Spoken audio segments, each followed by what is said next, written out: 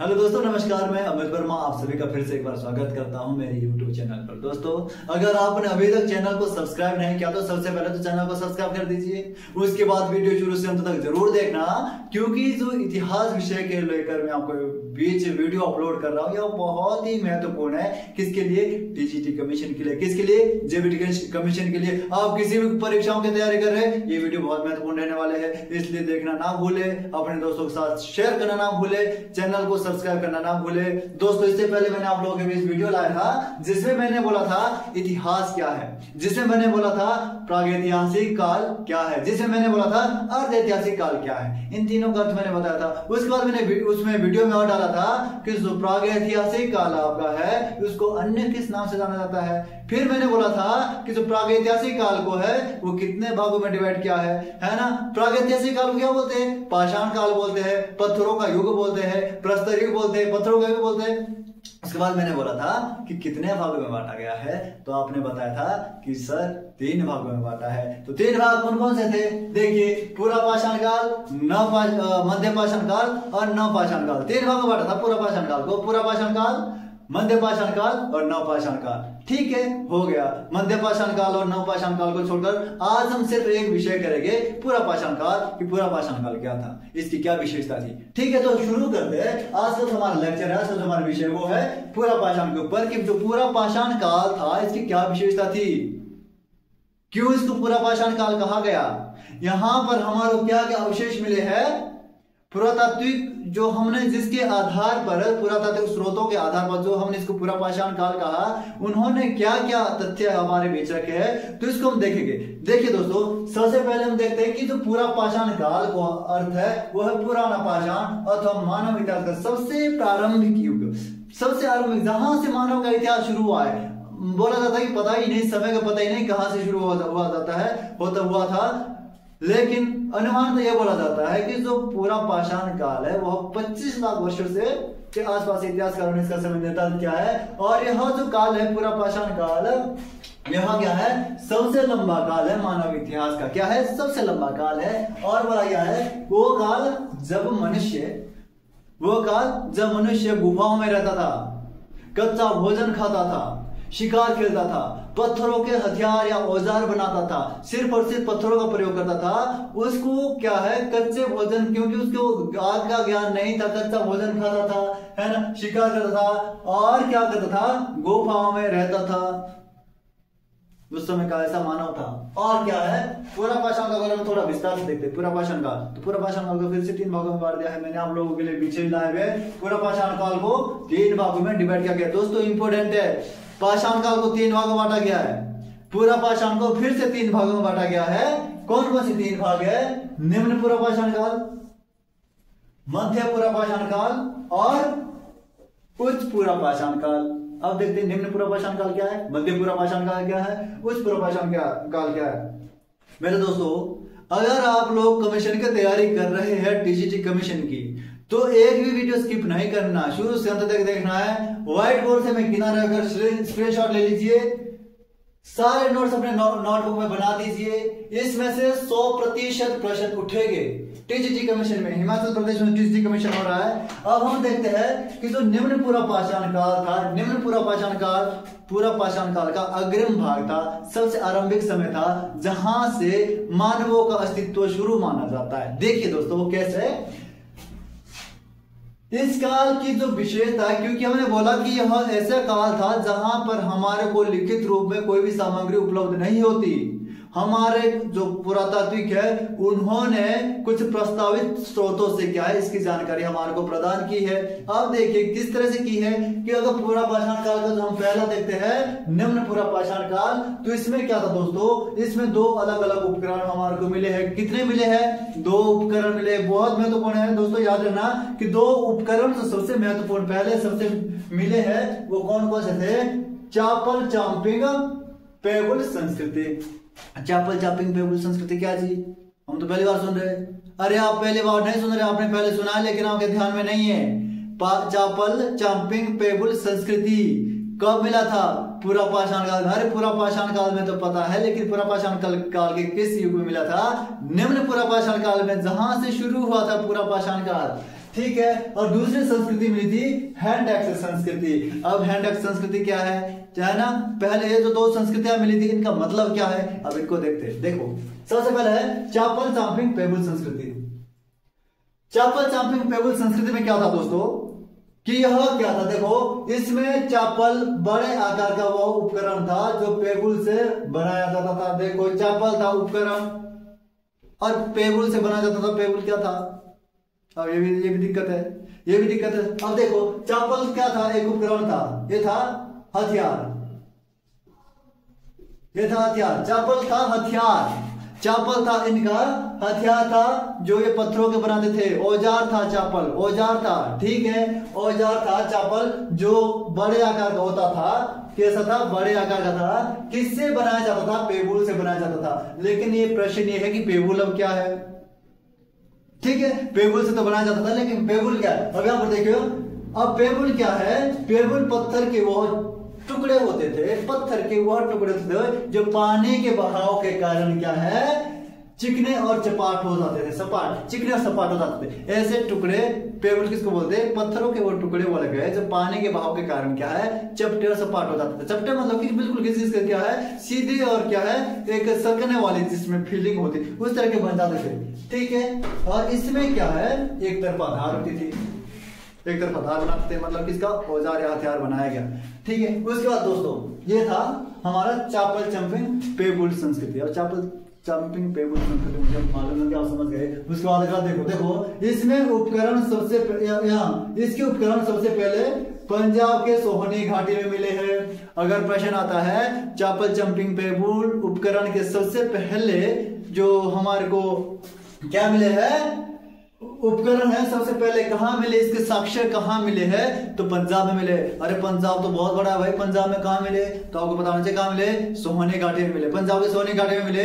जिस कारण क्या है चापल चंपिंग पेबुल संस्कृति को सोहनी घाटी के नाम से जाना जाता है। किस घाटी के नाम से जाना जाता है, सोहनी घाटी नहीं, सोहनी संस्कृति के नाम से जाना जाता है। ये देखो दोस्तों मिले इसलिए इसे सोहनी संस्कृति के नाम से भी जाना जाता है। प्रश्न उठता है कि सोहनी संस्कृति के नाम से किसको जाना जाता है, बोलो किसको जाना जाता है, चापल चंपिंग पेबुल संस्कृति को जाना जाता है। क्यों जाना जाता है, क्योंकि चापल चंपिंग पेबुल संस्कृति के जो उपकरण है जो उसके अवशेष है हमारे को पंजाब के सोहनी घाटी से मिले हैं। फिर प्रश्न उठता है चापल क्या था, चापल क्या था, चापल एक प्रकार का क्या था, एक हथियार था, एक प्रकार का औजार था। चंपिंग क्या था, पेबुल क्या था, पेबुल क्या था, एक प्रकार का पत्थर था जो पानी के बहाव के कारण क्या है चिकना सपाट हो जाता था। ठीक है दोस्तों आप समझ गए मुझे विश्वास है। दूसरा क्या हमारे पास दूसरी संस्कृति हैंड एक्स संस्कृति। अब हैंड एक्स संस्कृति क्या दोस्तों, हैंड हाथ एक्स पता नहीं क्या है, हम नहीं समझे, समझाओ, समझा देते। देखो हैंड एक्स संस्कृति क्या है, समझेंगे तो तभी समझ आएगा, वीडियो पूरा देखेंगे तो तभी लिख पाओगे, तभी यहाँ पर रख पाओगे।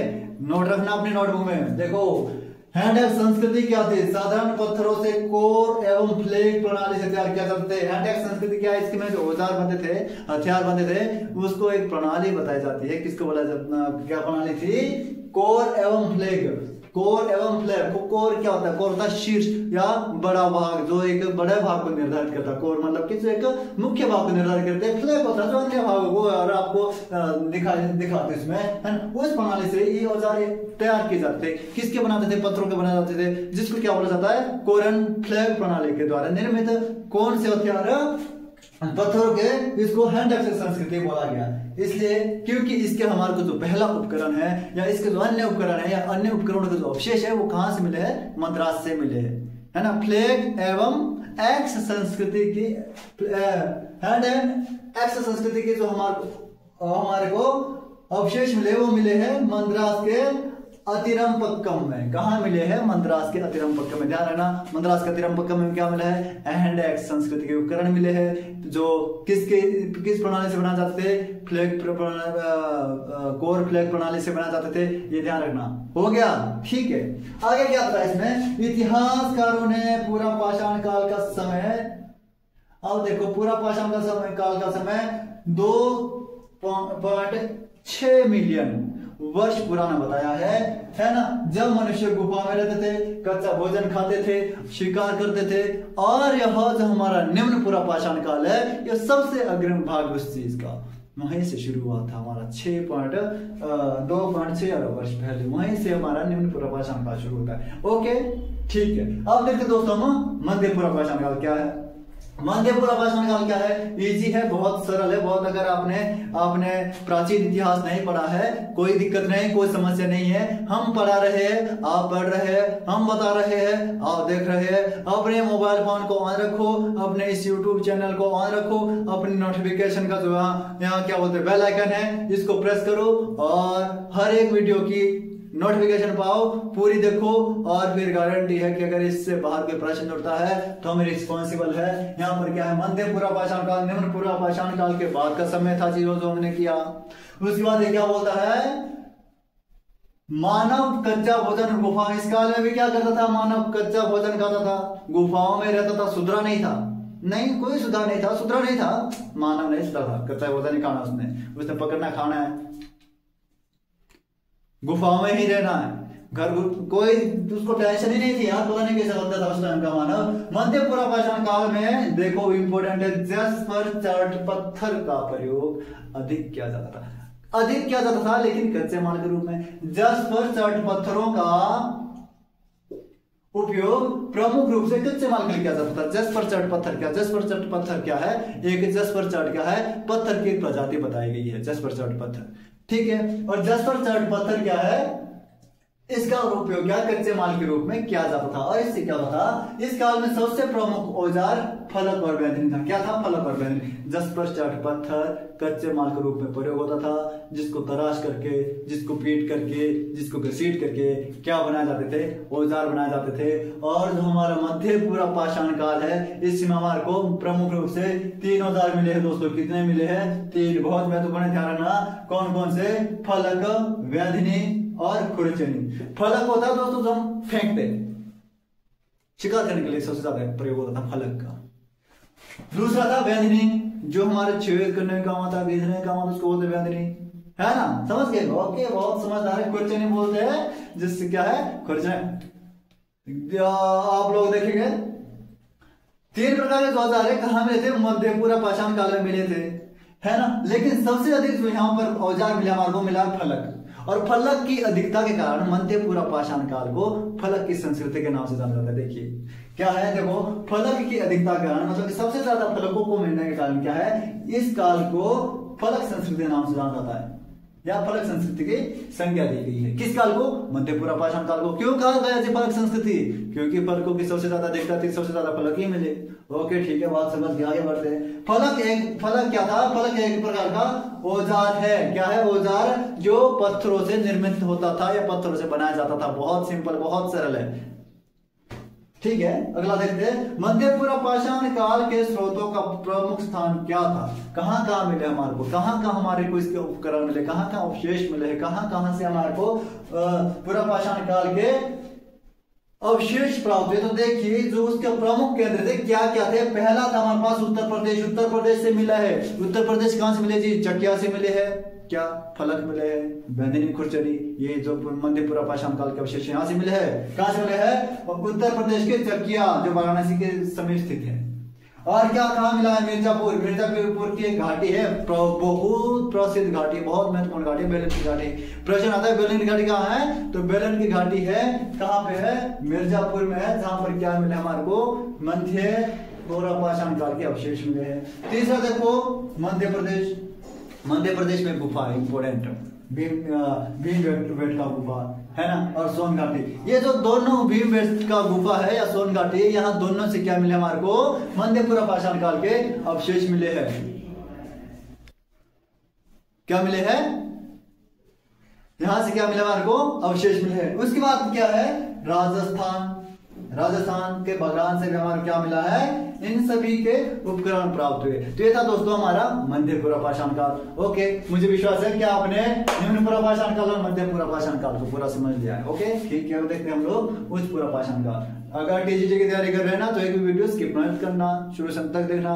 टीजीटी का मिशन है, जेबीटी का मिशन है, कोई अन्य प्रतियोगी परीक्षा है, यही प्रश्न उठेगी, इसी में से प्रश्न उठेगा। कहां से लाए गए, अरे इससे बाहर का इतिहास कुछ ही नहीं है, इसमें से ही प्रश्न उठेंगे कि कब, कहां, कौन सा उपकरण कहां मिला, है ना, किसकी अधिकता थी, फलक किस संस्कृति, फलक संस्कृति के नाम से किस काल को जाना जाता है? तो आप लोगों ने ध्यान रखना है, उस पूरा पाषाण काल को देखेंगे, उस पूरा पाषाण काल का अंतिम अवधि थी, पाषाण काल की नहीं, पूरा पाषाण काल की अंतिम अवधि थी। पूरा पाषाण काल का जो अंतिम समय चल रहा था, जब खत्म होने वाला था, मध्य पाषाण युग शुरू होने वाला था, तो उससे ठीक पहले उस पूरा पाषाण काल था, खत्म होने वाला था। और उस पूरा पाषाण के सबसे महत्वपूर्ण उपकरण क्या थे? वो था दोस्तों ब्लेड।